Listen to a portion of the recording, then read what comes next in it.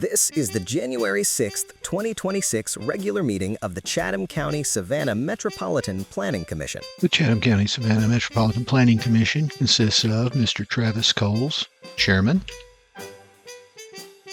Mr. Tom Wildwoody, Vice Chairman, Ms. Lorraine Bowles, Secretary, Mr. Jeff Nortrica, Treasurer.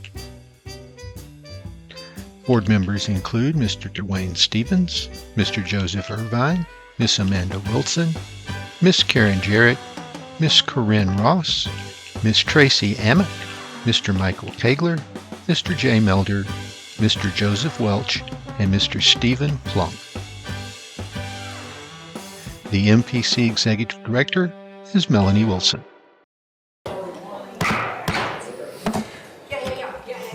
January 6, 2026. Happy New Year, everybody. Regular meeting of the Chatham County Savannah Metropolitan Planning Commission will now come to order. We'll pause for the Pledge of Allegiance.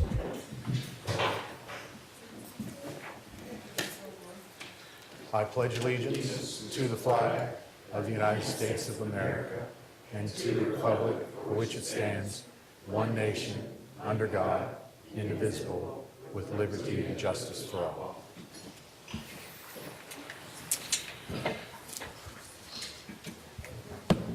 So for the staff, petitioners, and members of the public who are participating, our procedures will be as follows. The agenda is broken down into several parts. First, notices, proclamations, and acknowledgments. Next, the consent agenda, which consists of items for which the applicant is in agreement with the staff recommendations, and there are no known objections. This will be followed by the regular business, old business, and then adjournment. For each agenda item on regular business, the staff will make a presentation. The staff presentation will then be followed by a presentation from the petitioner, should they elect to do so. The petitioner will be allotted a time frame of no more than 20 minutes. The board may then ask questions of the petitioner or staff for clarification. Afterwards, the floor will be open for the public comment. If you wish to comment on the items that the board is considering at the time, members of the public that are in person must fill out a speaker card and give it to the staff. Those are the blue speaker cards when you come in. If you're participating virtually, use the raise your hand feature on the screen. Do not use the feature until the item you want to comment on is being considered. At the appropriate time, you will be recognized and the staff will unmute your microphone. At the end of your allotted time, as determined by the chair, your microphone will be muted and the chair will recognize the next speaker. The total public comment time will be less than or equivalent to the petitioner's presentation time. Therefore, for those participating online, it's important that you not use the raise your hand feature during the hearing on that item. If you want to speak on a petition, once the floor is closed for public comment on a petition, no additional speakers will be allowed. If you are not certain you want to speak, still use the raise your hand feature, or if in person, fill out the speaker card. You will have the option to decline when your name is called. After public comment, the petitioner will have the opportunity for rebuttal and then address any additional needed questions by the board. Finally, the board will take action. So we'll start with the agenda. We do not have any notices, proclamations, or acknowledgments. We do have two items that have been requested to be removed from the agenda. The first one is a special use on 2505 Abercorn Street, and that's to establish a hotel in the TC1 zoning district. It's item number 25-005343-ZA. Also, a major subdivision at Goldwire Fort Argyle Road, and it's subdivision 0925-000580. So if there's anybody here that wish to speak on that, you can get with the staff, and that will be considered at a later date. So today, those items have been removed. Any questions? Consent agenda. Mr. Chair, We have vote. I'm sorry? can we get a motion to for remove that? item Yes, 1 and excuse 2 me, from the final agenda. Second.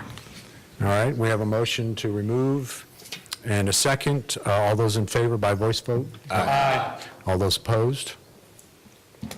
Motion approved. The consent agenda, we Mr. have... Chair, I apologize. We need to approve the agenda itself. Oh, I'm as sorry. well. Okay. Motion to approve the agenda. Thank you. Plunk. Thank you, Mr. Second, Plunk. Jarrett. Thank you, Ms. Jarrett. All those in favor, voice vote by aye. Aye. Opposed? Motion passes. Okay, now we can go to the consent agenda. Thank you so much. All right, the consent agenda consists of an approval of a November 18th meeting minutes and a major subdivision located at Paulson Street, 802 East 37th Street. It's item number 25-005263-SUBP. Can I have a motion for the consent agenda? Plunk, motion to approve the consent agenda. Mr. Plunk, motion approved. Bowles, second. Bowles, second. We have all those in favor? Aye. Opposed? Motion passes. So we move on to our regular business, and we have two items here, 5 and 6, that are very related, and we will have them presented simultaneously, but we will have 2 votes. Okay? You have the floor. Good afternoon, Mr. Chair and members of the board. I wish you all a very happy new year. I am Subhashi Karnaratna and presenting the staff findings and recommendations for a request to amend a text amendment and a zoning map amendment to establish an overlay over the Bay zoning district. And the location we're looking at is 4241 Ogeechee Road. Here, we're looking at a property which is the Savannah Powder Magazine, and this was built in 1898 as a city-owned facility for the safe storage of dynamite and other explosives. It was intentionally located outside the city limits at the time for public safety and was operated as Savannah's only non-military powder magazine until 1971. In February 2025, it was listed as one of the in the National Register for Historic Places in recognition of its role in the city. And architecturally, the building is one-storied Gothic revival brick structure with a distinctive T-shaped plan and specialized safety features, including thick masonry walls and venting systems. It remains largely intact and retains a level of historic integrity and continues to be owned by the city. And if you look at the existing flume and the zoning, the flume is a conservation and the zoning designation is a conservation park. And the proposal right now is to put a zoning overlay while the base zoning remains conservation park. So these are the 2 requests. The first is the text amendment to Article 7, Section 7.7, Historic Overlay District. And the proposed text amendment updates to add clear standards, including how the historic property relates to base zoning, resource classification, COA requirements, and design and maintenance standards. With that, there is also a map amendment to designate the property as Historic Property Overlay 1. So those are the 2 requests, items 5 and 6.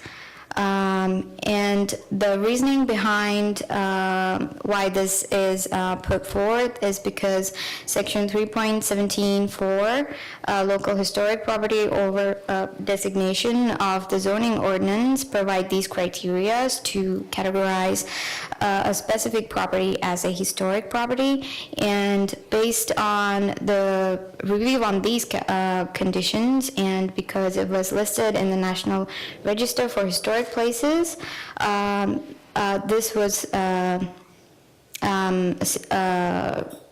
concluded to have met the criteria to be categorized as a historic property, and this was also approved by the Historic Preservation Commission on November last year. Additionally, there is a study in conducted by the city in 2020, the Savannah Surplus Property Land Use Preference Survey Report that recommends keeping the site in public ownership for civic and passive recreational uses. And based on all these findings, the staff is recommending approval for the text amendment and the map amendment. Happy to answer any questions.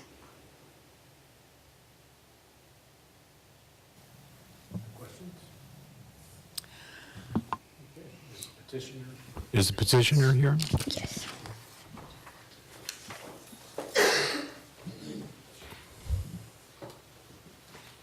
Hi, Jessica Baldwin, Preservation Officer for the City of Savannah. I'm here, Sabashi did a great job, so if you have any questions, happy to answer. I have one. Ms. Jarrett? I love the fact that we're doing this with this piece of property. I have concerns about other historic properties in the city that aren't being maintained. Does this ordinance, would the text amendment apply to the other historic properties that need to be cared for? No, ma'am, this one is only creating this as an individual historic property overlay. So the text amendment here is referencing that, and since this is our first one in the city, this is our first round at it, so Okay. we've done that, yes, ma'am. But the other properties, if you feel free to email me, and if I can help you in any kind of way sort out what some of those issues are, I'd be happy to. Okay, if I can get your information. Yes, ma'am, after I the got a meeting. card, I'll give it to you. Thank you. Sure thing. I have a question. So this extends the current overlay to this parcel as an island, if you will, or does it create its own individual? It's a new overlay, so it's creating, we've had it in the ordinance since the NUZO in 2019, and it hasn't been utilized, and so we saw this with the Powder Magazine and the historic significance behind that, and the city owning it as an opportunity to recognize it individually. So the opportunity for this overlay is to, hopefully now people understand, and we have kind of a process of how it's used. There's opportunity for new individual landmarks outside of the historic districts that are currently established. So if there's a change to the historic overlay district in the downtown area, are these two connected in any way, or will we have to make those changes there as well? They're separate from each other, yes, sir. So any change that happened to the downtown overlay would not impact this in the same, anything that changed within this would not impact the downtown historic overlay. Mr. Stevens? Hearing those explanations, I appreciate that clarity. Does this zoning type, is it only applicable for city-owned properties? No, sir. It is open. We just started with a city-owned property Okay. because you need owner permission. That's part of the regulation, and we're the owners, so we had that permission. Yeah, It's kind of- just wanted to confirm, because that'll just kind of help paint the bigger picture as to how things get assessed throughout the community. Yeah, where you can add absolutely. these extra protections. Yeah, we're hoping that this becomes an example that can open up possibilities for other parts of the community. Okay, perfect. Thank you.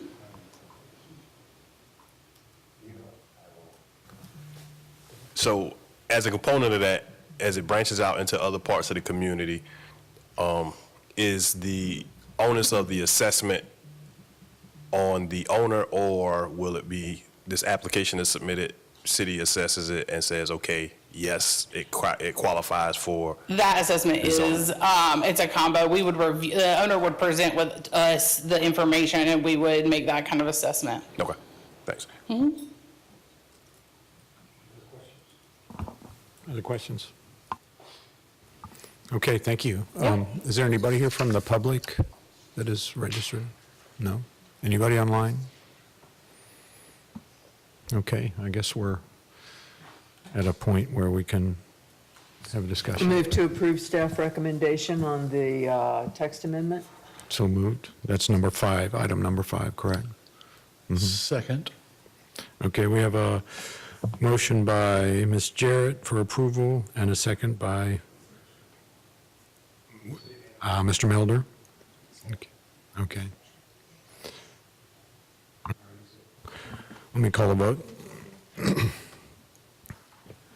Ms. Bowles? Yes. Ms. Jarrett, Yes. Mr. Kegler, Yes. Mr. Melder, Yes.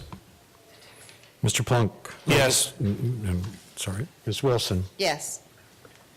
Mr. Stevens. Yes. I too vote yes. Motion passes. All right, so that is number 5. Item number 6 is the map amendment. Anybody wish to have any discussion about that?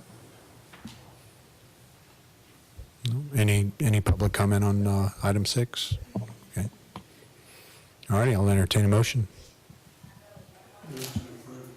Quest, Melder. Stevens, second.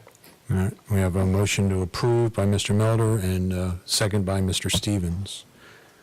All right, we'll move to a vote. Ms. Bowles? Yes. Ms. Jarrett? Yes. Mr. Kegler? Yes.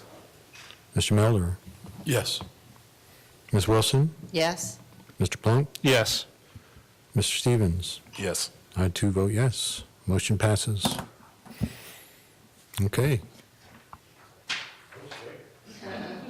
All righty, so we have no presentations, we have no staff reviews, no other business before the committee. We'd like to entertain a motion for executive session. Move into executive session. Stevens, second. All right, we have a motion for executive session by Ms. Jarrett and a second by Mr. Stevens. All those in favor, say aye. Aye. Opposed?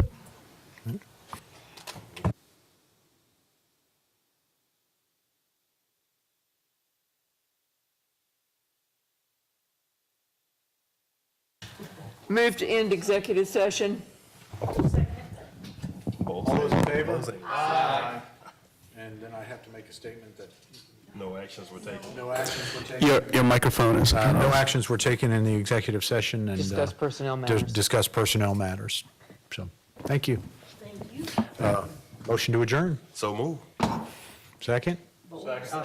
Aye? Aye. Thank you.